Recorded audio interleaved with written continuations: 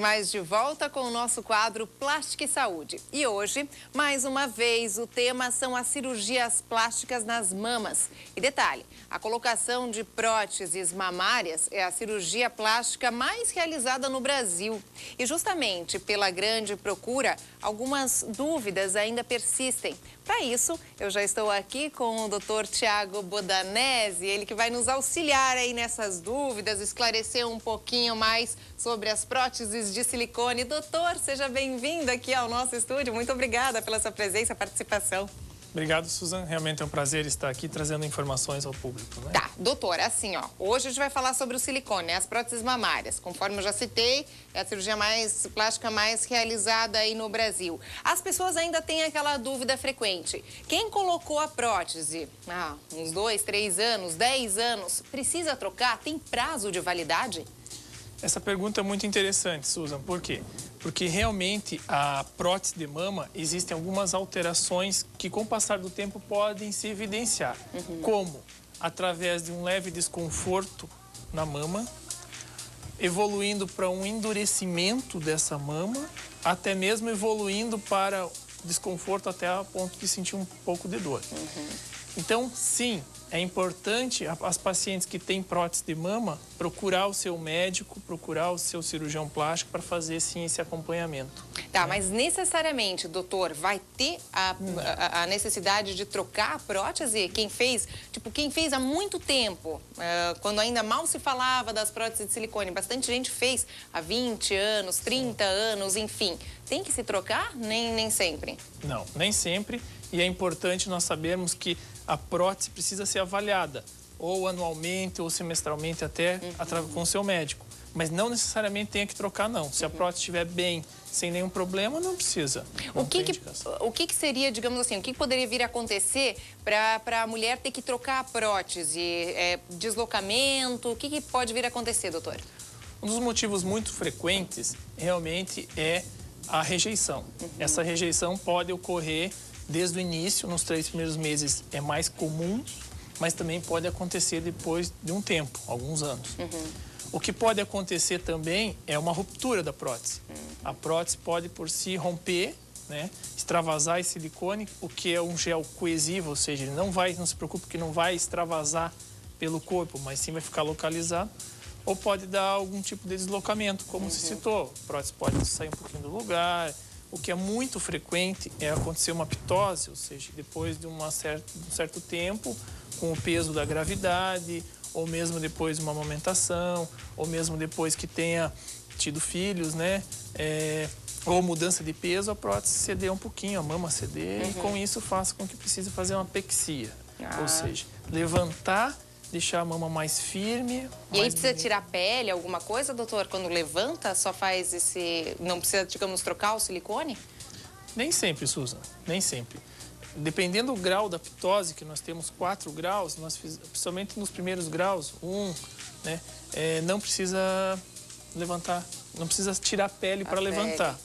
Simplesmente você colocando a prótese já resolve o problema. E a cirurgia deve ser mais simples, né, doutor? Muito mais simples. Doutor, uma dúvida frequente. A gente tem algumas próteses aí para mostrar para o pessoal de casa, a gente já fala dos tipos, mas antes, doutor, é uma dúvida frequente de todas as mulheres que a gente fala bastante aqui, ouve-se falar, mas sempre persiste. É com relação à prótese por baixo do músculo, por cima do músculo, locais onde é feito, por baixo, pela axila, enfim.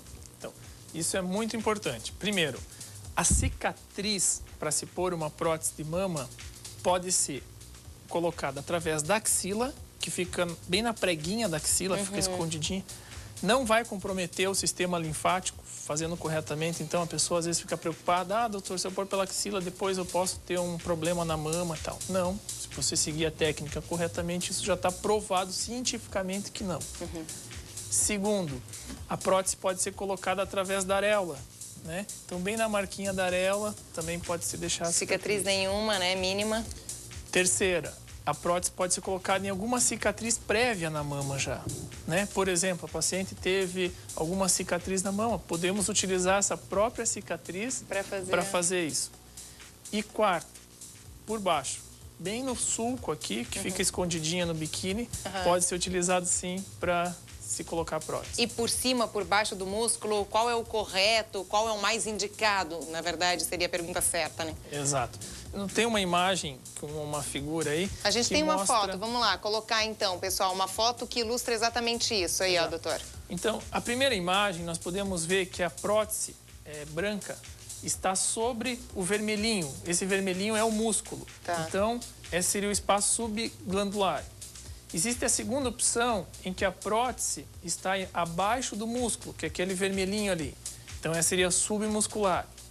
E existe uma terceira opção, que seria no espaço intermediário entre os dois, que seria realmente a prótese embaixo da fáscia.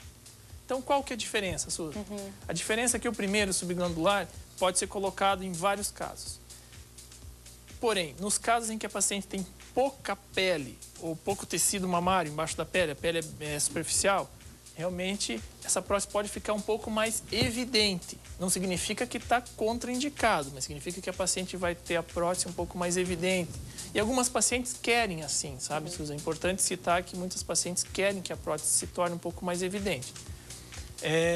Segundo, quando a prótese está embaixo do músculo, ela acaba sendo indicada também para esses casos, quando a paciente tem pouca pele. Então, pouco tecido mamário, você consegue pôr a prótese e deixar com que ela proteja somente o polo superior aqui. Agora, ela achata um pouquinho o polo superior, sim. Então, ela acaba diminuindo um pouco o colo. Muitas vezes, isso não é regra, nós temos que colocar a prótese submuscular um pouquinho maior do que seria por cima. Ah, que interessante. Exato. Pelo fato dela ser um pouquinho, ela achatar um pouquinho. Porque ela não aparece tanto quando é por cima, né, doutor? Exatamente.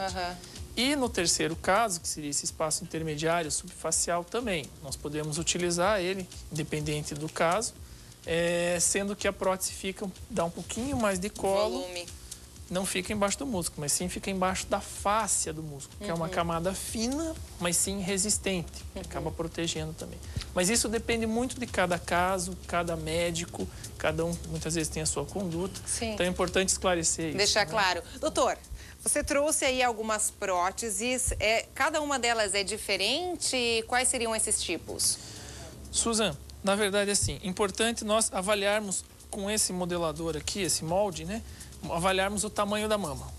Conforme o tamanho da paciente tem a mama, né, nós fizemos essa avaliação, né, isso pode ser feito, nós temos próteses diferentes. Por exemplo, eu vou mostrar aqui 2 tipos de próteses, né? Nós podemos ver que essa prótese aqui, né, olhando de lado, ela tem menos colo. Colo seria essa parte superior aqui, ó. Essa aqui chama anatômica, ou mais conhecida como gota. Em segundo lugar, nós temos essa prótese aqui. Essa seria a prótese redonda. Ou seja, a diferença é dá que mais você colo. olhando de lado, ela dá mais colo. Desse formato, existem algumas próteses também que dão mais projeção. Ou seja, você consegue fazer com que uma prótese seja a prótese fique mais bicuda ou menos bicuda, ou mais achatada, ou mais larga. Então, tudo isso é avaliado realmente no consultório, né? Nós conseguimos fazer essa avaliação. A possibilidade que o mercado dá, né? Para a mulher escolher, enfim, tamanhos, tipos, formatos. É interessante a gente colocar isso. Doutor, uma dúvida frequente é com relação àquelas mamães que estão amamentando e querem colocar a prótese de silicone. Qual o período certo? Como saber, agora eu posso botar, não posso botar? Até aquelas que estão pensando em engravidar. Então é importante, essa dúvida é muito frequente no consultório realmente.